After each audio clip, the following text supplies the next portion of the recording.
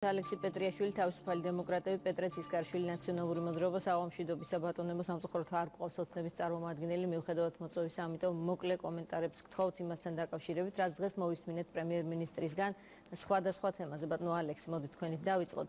მან ასეთი რამ თქვა, ალასანიას საქმე აქვს პროკურატურასთან, მე მასთან საქმე არ მაქვს. ჩვენ დავასრულეთ საქმიანობა და ასეთი ურთიერთობა, ასე რომ დანარჩენს პროკურატურა გასცემს პასუხს. თქვენ გაწყობთ ასეთი ურთიერთობა? მე მინდა გითხრათ მივესალმებით ტელემაყურებელს, მოგესალმებით. მე მინდა გითხრათ, რომ პროკურატურა აშკარად ჩიხშია, რეალურად არის მართლაც გამოვალი მდგომარეობა.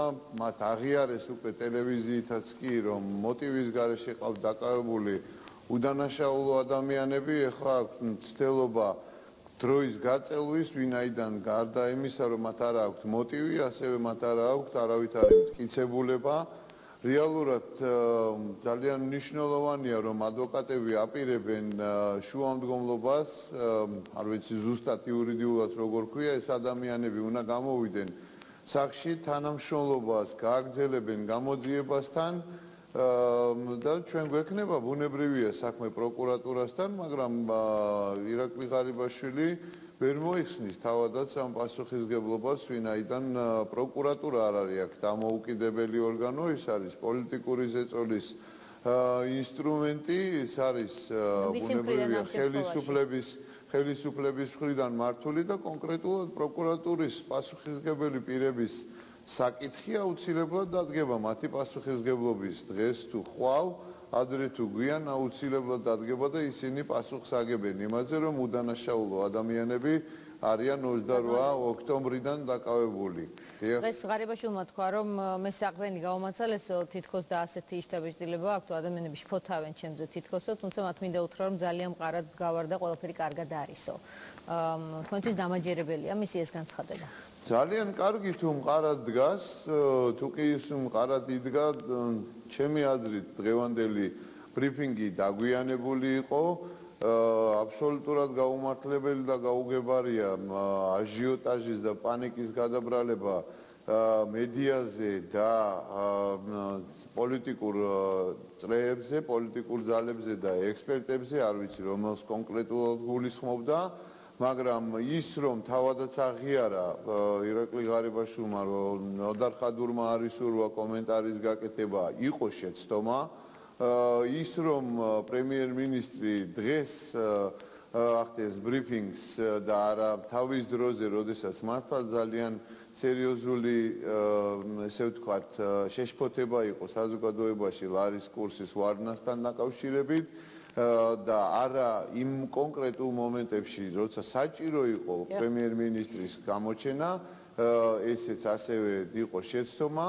რა თქმა უნდა, ის მიზეზები, რომელიც მან ახსნა, რომ პირდაპირ იყო მიბმული უცხო ქვეყნის, ესე ვთქვათ, ვალუტებთან და ამ კურსის ვარდნა, რუსეთის რუბლს მაგალითად ვარდნა არ შეუჩერებია, არც ვერ შეჩერდება მთელი რიგი გარემოებების გათვალისწინებით, ამიტომაც ინვესტიციები თუ კი შემოვიდა ძალიან კარგია, მე მივესალმები, საჭიროა განმარტება რა მიმართულებით შემოვიდა ეს ინვესტიციები და ხარჯვით ნაწილს რაც შეეხება ბიუჯეტის ხარჯვით ნაწილს წლის ბოლოა ამის ყველა შემთხვევაში ხელისუფლებას აღიარება მოუწევს, არის პროექტები, რომელიც ჯერ კიდევ მათი დაფინანსება არ განხორციელებულა და შეიძლება ამან დააზიანოს. თქვენ განსაკუთრებულად კრიტიკულად ხართ განწყობილნი პრემიერ-მინისტრის მისამართით, მას შემდეგ რაც თქვენი გზები გაიყო, თუმცა აი მოდით ნახოთ ახალი მისული თავდაცვის მინისტრი მინდია ჯანელიძე ამბობს, რომ კვების ხარისხი და კვებითი მომსახურება ზოგადად იყო დაბალ დონეზე ჯარშიო და ის ამას ადასტურებს.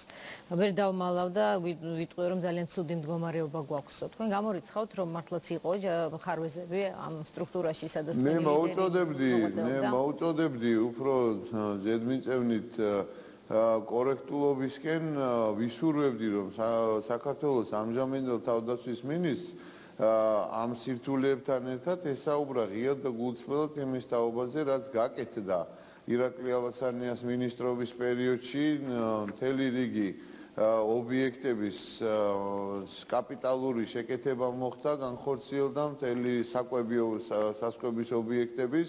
მე თვითონაც ვარ ნამყოფი, თავად ალბათ ბატონი მინდიაც იქნება უკვე ნამყოფი იმ ობიექტებზე, სადაც მართლაც არის იდეალური ნატო სტანდარტების 50-ზე მეტ სასადილოში, სადაც ჯარი იკვებება, არ არის ელემენტარული პირობები. დიახ, ეს განცხადება რეალურად კარგად უნდა აწონ-დაწონოს, როდესაც თავდაცვის მინისტრი აკეთებს ასეთი ტიპის განცხადებებს. უნდა ისაუბროს მან იმაზე, რაც გაკეთდა და უნდა ისაუბროს ბუნებრივია, რაც გასაკეთებელია. იმიტომ რომ ეხლა რაღაც ძალიან ემსგავსება იმ რიტორიკას, რომელიც მოდიოდა არა მხოლოდ პრემიერ-მინისტრ ღარიბაშვილის და მისი გუნდისგან და ნაციონალური ოცნებიდან პარლამენტში, ისევე როგორც მოდიოდა უშუალოდ ბატონი ბიძინა ივანიშვილისგან. შესაბამისად, თუ ვართ სამართლიანები, მე არ ვიძახი ნამდვილად რომ ყველაფერი იდეალური იყო, თუ ვართ სამართლიანები, ვისაუბროთ იმაზე, რომ რაც გაკეთდა, ვისაუბროთ იმაზე, რაც არის გასაკეთებელი და რა იყო იმის მიზეზები, თუ კი რამე არ გაკეთდა აქამდე, თავად ბატონმა მინდიამაც კარგად იცის, როგორი შესაძლებლობები იყო ბიუჯეტის თავდაცვის სამინისტროსთვის. ალექსი პეტრიაშვილი პასუხობდა ცხენში.